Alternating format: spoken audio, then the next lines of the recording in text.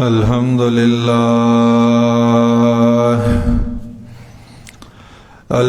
لله نحمده ونستعينه ونستغفره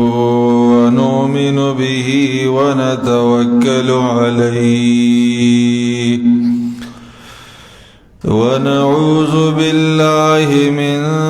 شرور أنفسنا ومن سيئات أعمالنا من يهده الله فلا مضل له ومن يضلله فلا هادي له وأشهد أن لا إله إلا الله وحده لا شريك له وأشهد أن محمدًا عبده ورسوله أما بعد فأعوذ بالله من الشيطان الرجيم بسم الله الرحمن الرحيم وإذا سألك عبادي عني فإني قريب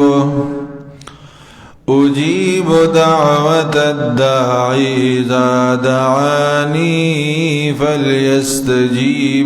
لي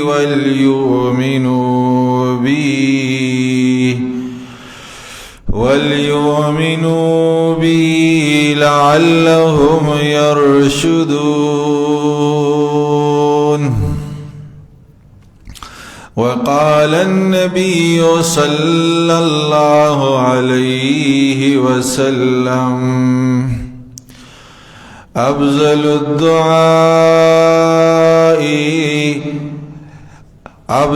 الأعمال لا إله إلا الله وأفضل الدعاء الاستغفار.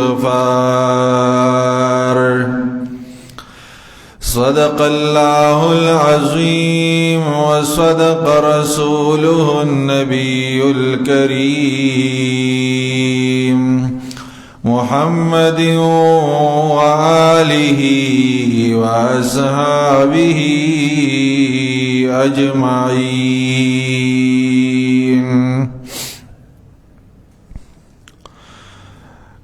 پتیرا جمعۃ المبارک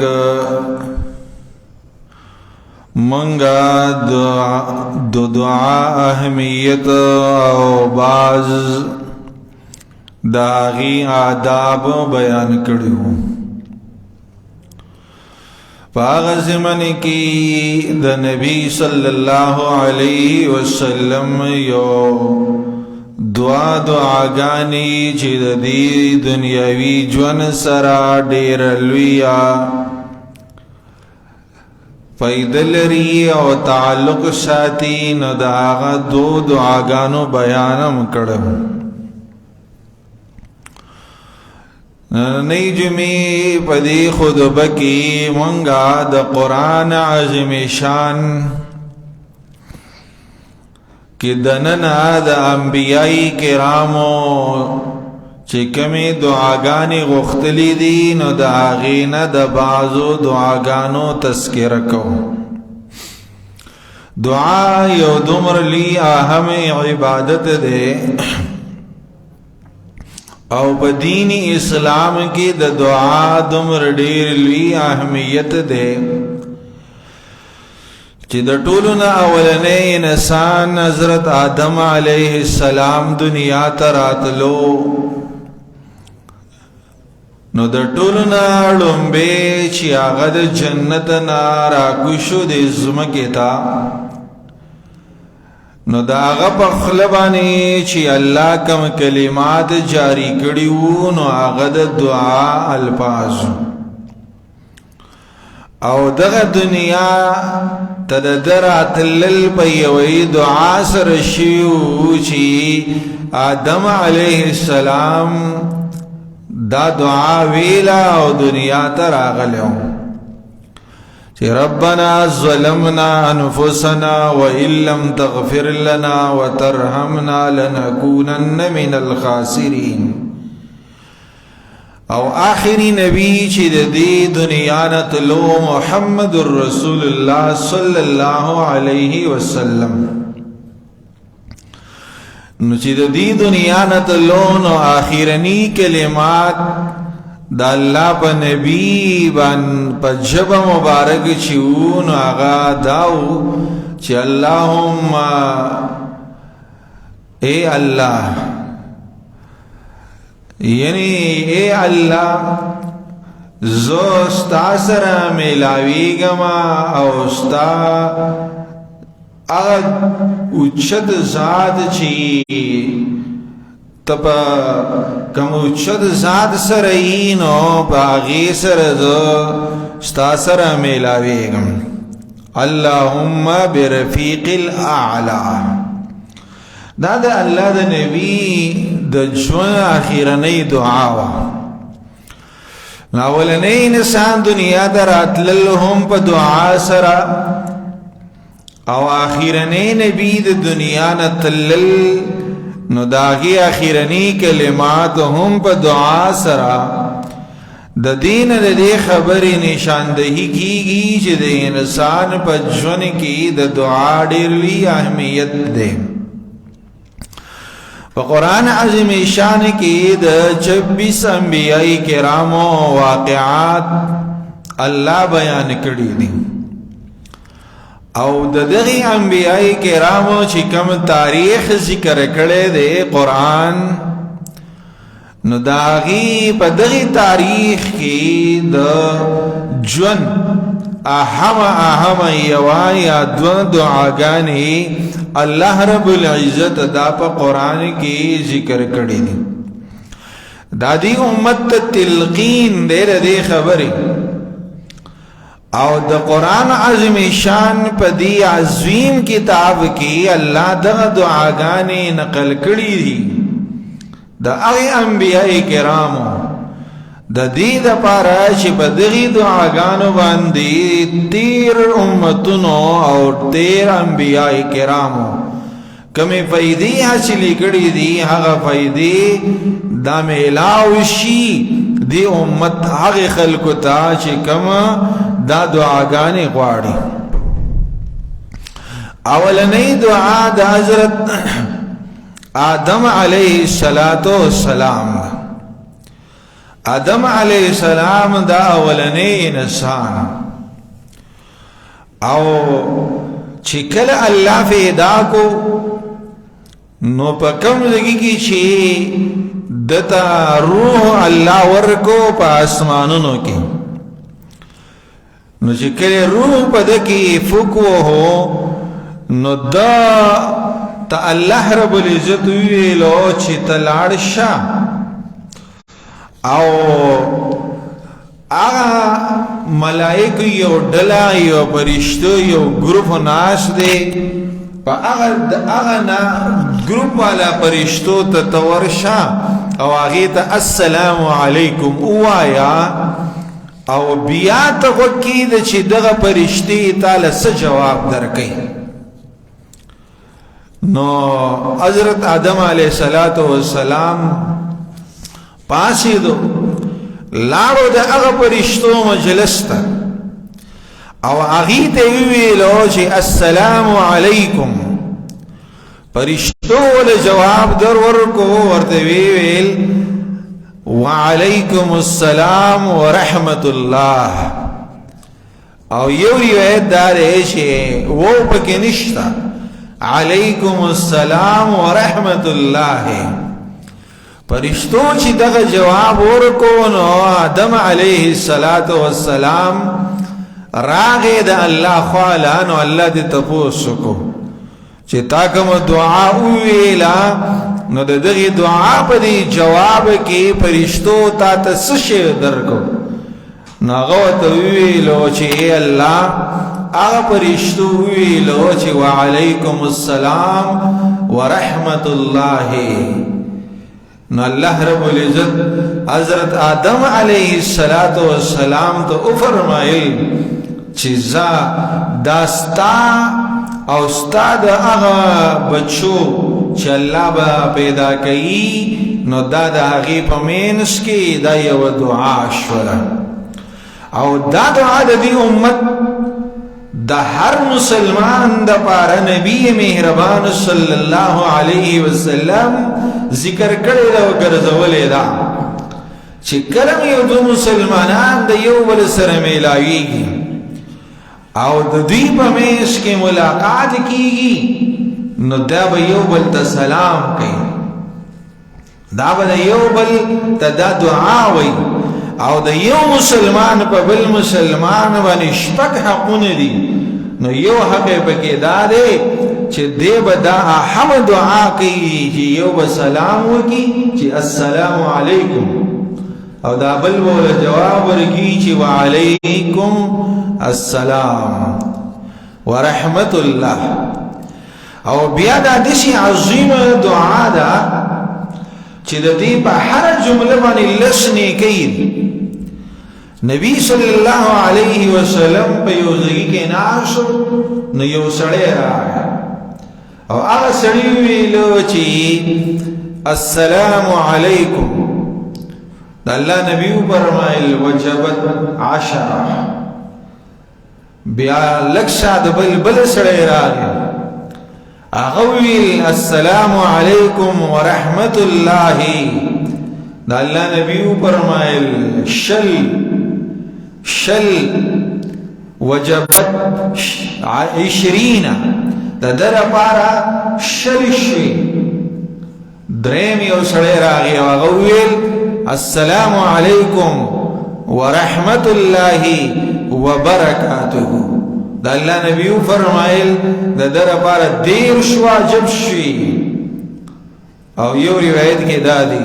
چې یو بل سړی راغی هغه پکې ویلو چې السلام علیکم ورحمت الله وبرکاته ومغفرته. الله نبی فرمایل د در پاره 40 واجب شي. سشي 40 واجب شي نیکی. نو ګور په یو کلمه باندې لس نیکی انسان لورکې داسې عظیمه دعا ده او بیا دا دعا دومره لازمي کړې ده نبی صلی الله علیه وسلم چې ورفرمایلی دي د الله نبی چې البادئ بالسلام بریء من الکبر. کوم سړی چې په سلام باندې وړاندېوالی کوي الله به دې د تکبر نه نجات ورکوي. بعضې خلک دي په دې دنیا کې چې په ژوند کې چا د هغې نه سلام نه دی اورېدلی. پیر خو پرېږدوا دی ولې دی په یو عجب کې مبتلا وي. دی د خپل تقوا او د نیکۍ په هغې تکبر کې مبتلا وي چې دی هر چا ته سلام نه کوي یا که څوک ورته سلام وکړي نو دی د هغې جواب په صحیح طریقه باندې نه ورکوي. دا د پیغمبر د امتیانو دپاره دعا ده چې کله دو مسلمانان د یو بل سره میلاویږي نو دی به یو به سلام کوي او دا بل به د دې جواب ورکوي. نو د الله نبی فرمایي چې د یو مسلمان په بل مسلمان باندې شپږ حقونه دي. یو حق پکې دا دی چې رد السلام، دا به سلام جواب خامخا ورکوي ولې دا د دعا جواب دی. نو دا یو دعا آدم علیه السلام ته الله ښودلی په هغه ورځ باندې چې په کومه ورځ یې د هغه په جسم کې روح وغورځو ورته یې لاړ شه د هغې فرشتو مجلس ته او دغې فرشتو ته ته سلام وکړه او بیا ورته غوږ کښېږده چې دا فرشتې تاله څه جواب درکوي. نو هغې چې ورله کوم جواب ورکړو نو الله رب العزت آدم علیه السلام ته وفرمایل چې زه دا ستا او ستا د بچو په خپل منځ کې دعا شوه، تحفه شوه، تحیه شوه چې کله یو د بل سره میلاویږي نو د یو به دعا او د یو بوته دعا کیږي السلام علیکم، دا بل بوله جواب ورکړي چې وعلیکم السلام، پتا دې سلامتی آئی. ځکه چې د یو دی بل ته ویل پتا سره سلامتی آئی، نا بل هم ته ویل چې پتا سره هم سلامتی آئی. نو دا هغه اولنۍ دعا آدم علیه السلام ته الله په جنت کې ښودلې وه، په اسمانونو کې ورته ښودلې وه. او دا دعا الله دومره خوښه شو چې د دې امت د هر یو انسان دپاره دا تحفه ګرځوله چې یو د بل څه میلاویږي نو دی به سلام کوي. دا دعا ده. جنت کې به اوسېدو آدم علیه السلام، نو په هیر باندې هغه په خپل حق کې د هغه نه کوتاهي وشوله. نو چې کله هغه د جنت هغه ونې نه سکه وکړه نو دی د جنت نه راکوش،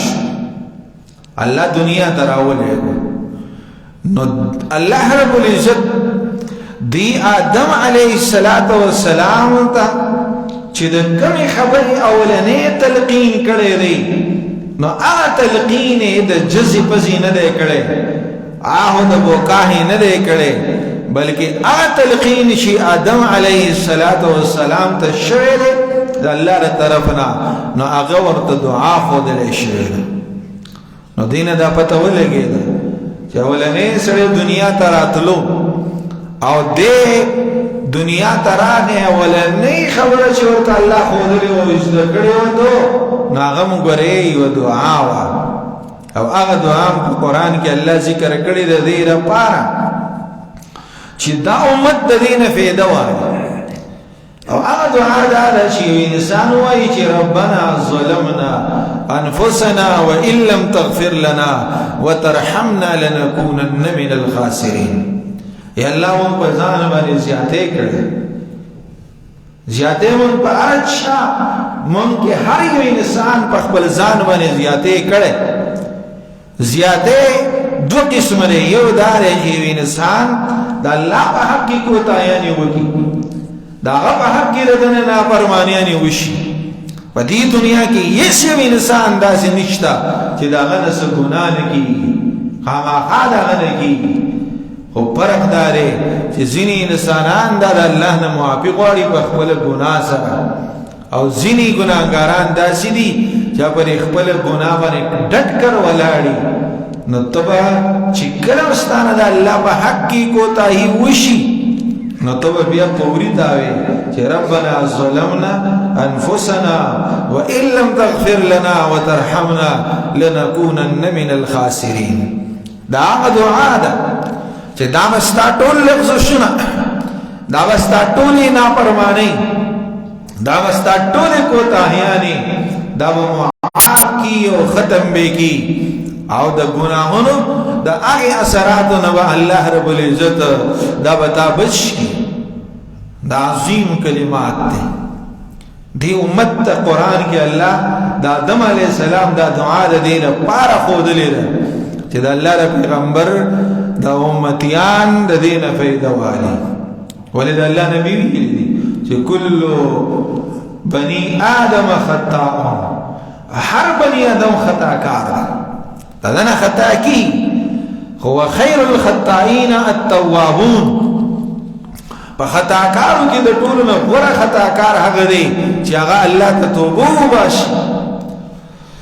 او توبه چې انسان وباسي نو دا په زړه سره هم په ژبه سره هم، په ژبه به دې استغفار وي او په زړه باندې به الله ته رجوع کوي او توبه طیب کېږي به. نو په ژبه به دا دعا وایي چې ربنا ظلمنا انفسنا وان لم تغفر لنا وترحمنا لنكونن من الخاسرین. چې اے الله ومن په خپل ځان باندې زیاتې کړی دی. ظلم ستو ظلم دی ته وایي وضع الشیء فی غیر محله، یو څیز ښودل په هغه ځای کې چې هغه د هغې محل او ځای نه. د انسان د پیدایش مقصد او محل دا د الله عبادت دی، او اوس دی په دې دنیا کې د الله عبادت ونه کي او ګناه وکړي نو دو خپل ځان بے ځای ځکه پټ کو او استعمال کو نو د ظلم کو بازار نو بدشي ظلم یو ظلم د الله په حق کې دی چې سړی د الله نه فرمانیان وکړي یو ظلم هغه دی چې هغه د بندګانانو په حق کې کوتاهي وکړي نو د دې ظلم د الله نه به معافي غواړي د دې نه توبه وباسي نو وی به اعتراف وکړي چې ربنا ظلمنا انفسنا وان لم تغفر لنا وترحمنا یا الله مون په ځان باندې زیاتې کړې په خپل حق کې کوتاهي کړې ده کچرته تمون ونه بخي او بمون باندې رحم ونه کې نو مونږ به شو د تاوانیانو نه هغه سړی به تاوانی چې کوم سړی ته په دنیا کې د هغه توبې توفیق د خپل ګناهونو ورنکي او د هغه ګناهونه معاف نشي او چې کوم زیاتې د کړې د هغې معافي ورته ونشي نو دا به اله کېږي چې کله ته د الله نه دعا وغواړې ربنا ظلمنا انفسنا وان لم تغفر لنا وترحمنا لنكونن من الخاسرين دویمه دعا هغه د حضرت نوح علیه السلام دعا نوح علیه السلام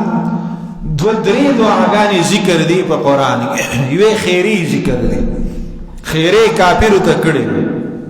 زکه کړې چې نوح علیه السلام واحد هغه پیغمبر دی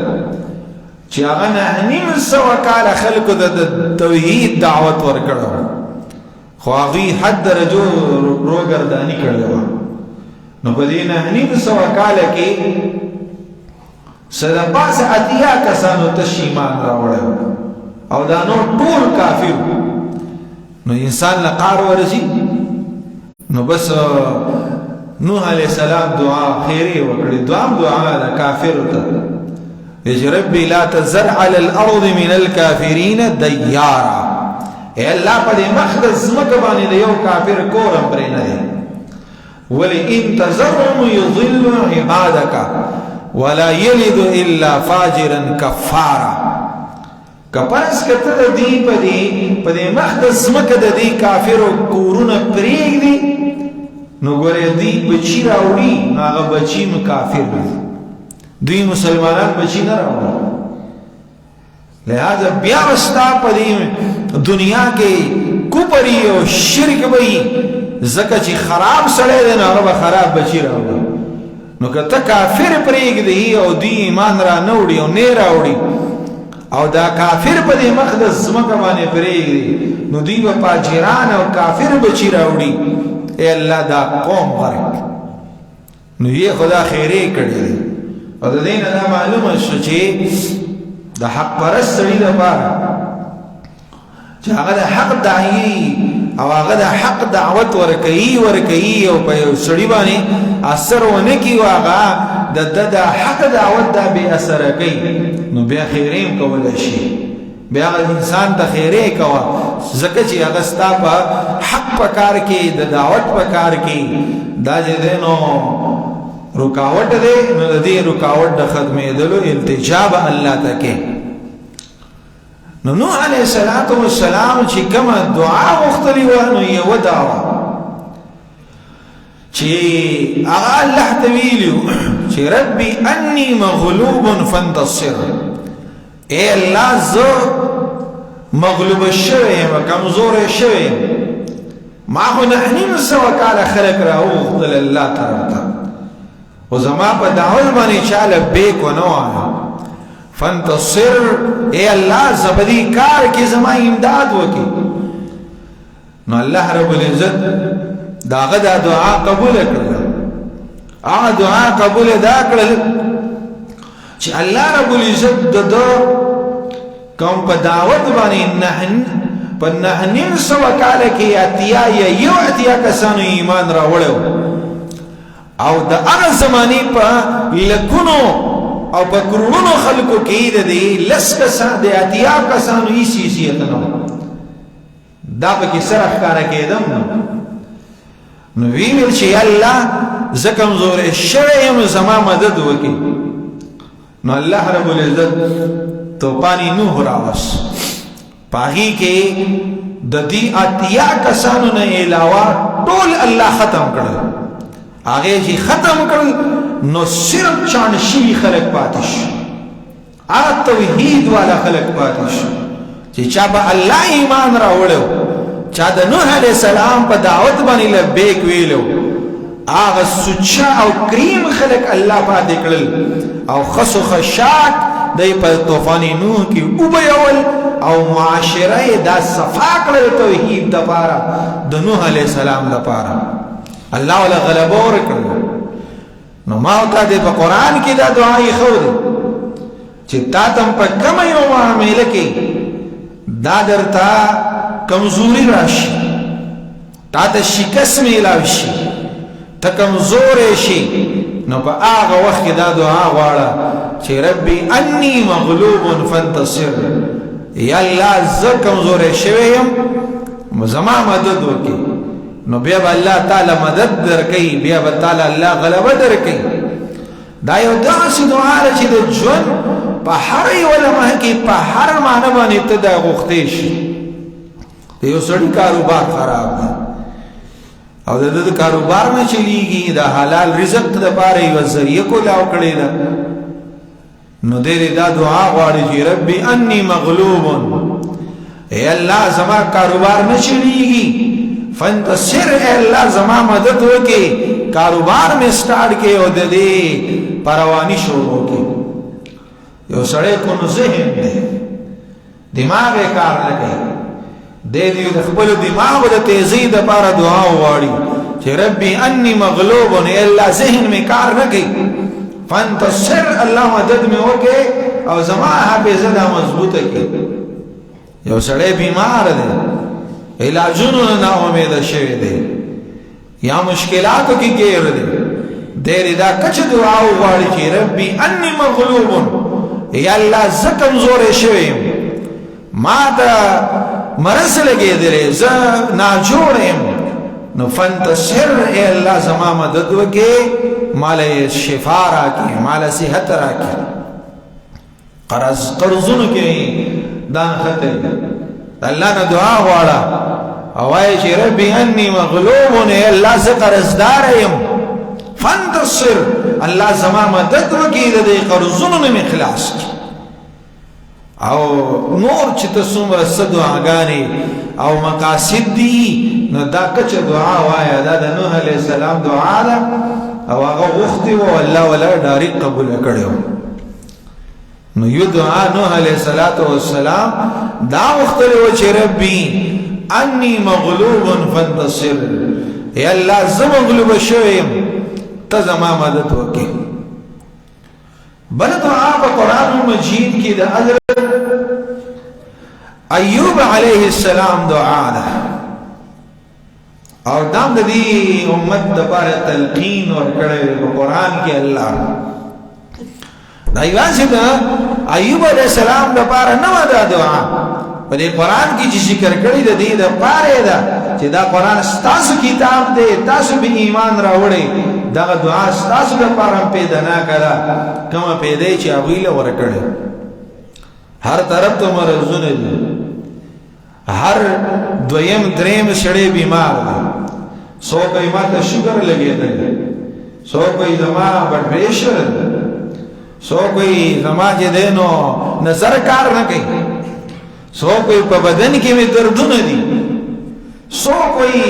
عظیمه مې کار نه کوي، او ځینې وایي یاره خپې مې کار نه کوي. نو چې ستا په وجود کې څه کمی دی، نو د هغې دپاره د حضرت ایوب علیہ السلام د دعا تلقین دی. ایوب علیہ السلام د الله په پیغمبرانو کې یو پیغمبر او یا اتیا کاله روغ رمټ تیر کړي، خو بیا الله هغه ناجوړ کړو، په دې بدن کې ورته تکلیف ورکړو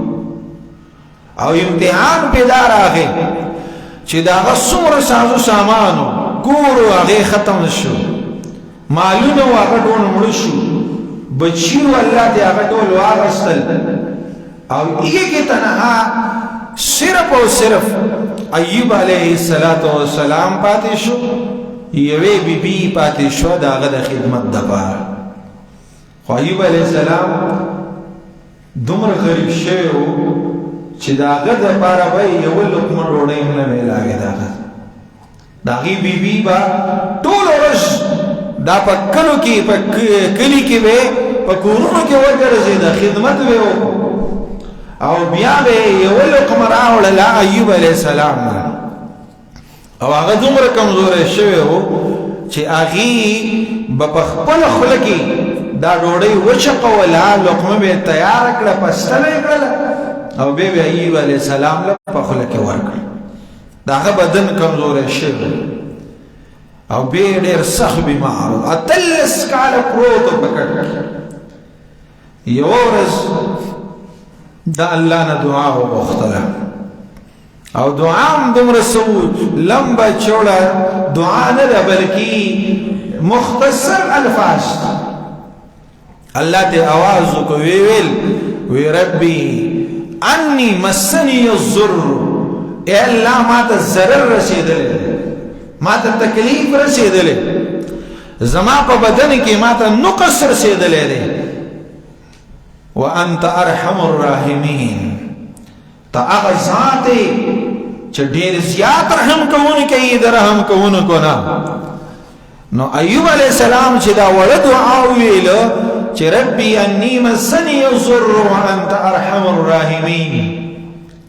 نو الله وی فاستجبنا له وکشفنا چې الله رب العزت فرمایي چې مونږ د دعا قبول کړه او مونږ د دین لري کو هغه تکلیف چې په آدم بدی ایوب علیه السلام باندې کم تکلیف نو څنګه لري کو ایوب علیہ السلام بیبی نشته تللی ده بهر او ایوب علیہ السلام په کور کې یوازې ناست په دې دوران کې جبريل علیه السلام ورته راغی او ته ویل چې الله راولېږلم او راته ویل چې ایوب ته ووایه چې ورشه او یو ځګی ورته وښودو چې په دغې ځګي ته دا پونده راواچوه ایوب علیہ السلام په تولیدو ورغی هغه ځمکې ته یې پونده راواچوله نو د هغې نه یوه چینه راوخوټ کېده چې راوخوټ کېدله نو جبریل علیه السلام ورته وویل وایي د دې نه اوبه وڅښه هغه وڅښلې ورته ویل په باقي باندې غسل وکړه ویل هم بل جبریل علیه السلام د ځان سره یو کمیس راوړی ایوب علیہ السلام چې سرنګي په دغې چینه کې ولامبل نو روغ رمټ شو ټیک ټاک او هغه کمیس چې کوم ولا جبرئیل علیہ السلام راوړی و هغې واغوستو او هلته یو دیوال و د هغې د لاندې سترګې څملاست بیبي چې کور ته راله ویې کتل چې حضرت ایوب علیہ السلام خو کور نشته نو ګرځېدله چې بهر راووتله د یو دیوار لاندې یو سړی بیامن دی ورته اواز وکړو یبلاني دلته یو مریض سړی تا نه و لیدلی هغه ته سر راښکاره کړو ویل راځه بیبي زه ایوب ستا خاوند یم چې ویې کتو انتهایي ښایسته شوی روغ رمټو ورته ویل دا به څنګه ته روغ شي بس وی د الله نه مې یوه کچه دعا وغوښتله او هغه دعا الله قبول کړله او مال الله صحت راکړه او هغه دعا دا ده چې ویلو چې ربي انی مسنی الضر وانت ارحم الراحمین اے الله زما په بدن کې ما ته تکلیف رسېدلی دی ته ډېر زیات رحم کوونکی د رحم کوونکو نه اے الله په ما باندې خپل د رحم سالک راخوره کړه بس دعا یې قبوله شو موږ هر سړی نه جوړ دعایانې خورو خو دعا نه استعمالو حال داره چې د دعا کې اثر د الله شي کوم دعا دوايي کې چې اثر الله نه شي نو یو سړی وخوري نو بیرته راوړي کی ګولې یو سړی وخوري بیرته راواچي دوايي وخوري بیرته راواچي ولې پای کې الله اثر نه خوده نو په دوايي کې الله اثر اچي خو دعا هغه دوايي ده چې د دې ډایرک قبولواله ده بس تا د الله دغه دعا ډایرک قبولې چې تا وغوښتله خود صورتونه مختلف دي یا دی وغختل السدي وغختل درې کړل یا چې سو وغختل درې نه کړل دا هی په یوس کې نقصان د پکو یا نقصان هم د پنه شو تاسو غختلیو الله به د قیامت په ورځ باندې هغه درې کی لہذا د قران د دې انبیای کرامو د دې دعاګانو کې زمون دی امت ته دا تلقین دی چې تاسو دعاګانې د الله نه غواړئ بیا خاص کر اولنۍ هغه دعاګانې غواړئ چې کوم په قران کې دي دویم هغه دعاګانې غواړئ چې هغه په احادیث مبارکو کې دي او بیا دریم هغه دعاګانې غواړئ چې کوم موږ په خپل ژبه کې وایو نو بیا با د دې دعاګانو د قبلېدو اثرات هم ډېري او پیدې هم ډېري خو موږ ته هر څه یادېږي خو دعاګانې راته نه یادېږي وجه دار چې موږ قرآن ته نه کینو قرآن نه اورو د دې وجې نه زما تاسو ته درخواست دی چې د دنیا دا ژوند یو مهلت دی د انسان سره زموږ اصل ټکانه د آخرت دی د دنیا دا ژوند دا د یو مقررې نیټې پورې دی د آخرت ژوند همیشه دی الته نه مرګ شته نه واپس شته یو پیر سړی دنیا نه لاړ دوباره بیرته نه راځي بیا به افسوس کوي بیا به چغې وهي چې کاش ما دنیا ته ولېږي خو بیا به سړی دنیا ته الله دوباره نه رالیږي یو پیر راتللی دا یو منټ یو سکند دا یو مجلس علمی او دینی دا مزه یې کوي او په اخلاص نیت سره په هر پیدناک مجلس کې کېنئ او د هر ضرري مجلس نه ځان ساتئ ان شاء الله زمونږ او ستاسو ژوند دا به مزیداري دا یو څو دعاګانې ما ویلې نور د ډېر انبیای کرامو دعاګانې هغه پاتې شي ان شاء الله هغه بل جمعه وایو الله رب العزت موږ له په دې خبرو د عمل کولو توفیق راکړي اقول قولي هذا استغفر الله لي ولكم ولسائر المسلمين انه هو الغفور الرحيم